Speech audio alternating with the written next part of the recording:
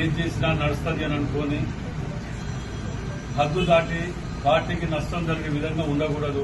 ఇప్పుడు రాబోయే మన ఎలక్షన్స్ ఉన్నాయి.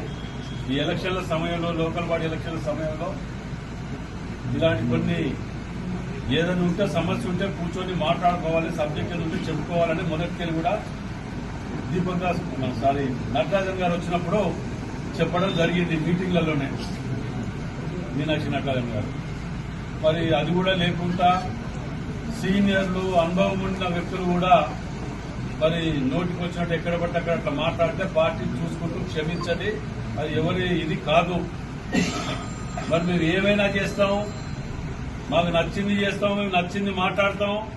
ఏమనంటే బీసీ కార్డు అడ్డం పెట్టుకుంటాం, లేకపోతే రెడ్డి కార్డు అడ్డం పెట్టుకుంటాం, లేకపోతే ఎస్సీ కార్డు అడ్డం పెట్టుకుంటాం అని అంటే ఈడ నడవదది.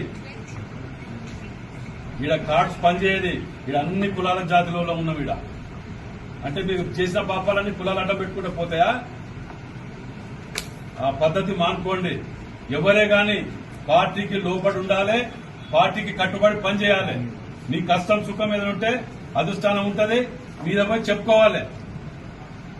అంతేగాని ప్రతిదానికి ఏది రోడ్డు మీద పడి నేను ఏదో చెప్తే ఏదో ఎవరినో ఏదో అనుకుంటే ఇదైతే అనుకుంటే అది మంచి పద్ధతి కాదు.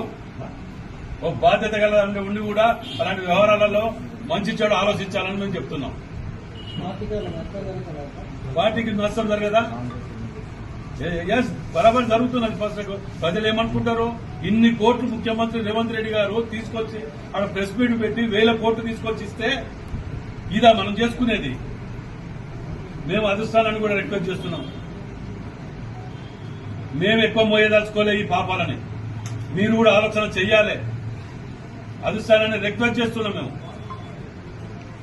ఇప్పటికి కూడా. ఎందుకంటే ఇది చూస్తూ పోతుంటే ఎక్కడ ప్రతి కాన్స్టిట్యున్సీలో ఒకళ్ళు వెళ్ళి ఎవరి కోసం ఇది? పొద్దుగా లేస్తే ఒక్కొక్కరు సన్న బియ్యం అని, 500 బోనస్ అని, ఇటు పోతే ఇందిరమ్మ ఇండ్లు అని, ఎవరి కష్టంలో వాళ్ళు పట్టుకొని కాన్స్టిట్యున్సీలలో గల్లీ గల్లీలా పొద్దుగా లేస్తే లేబర్ అడ్డ మీద పోయినట్టు పోయి తిరుగుతున్నాం.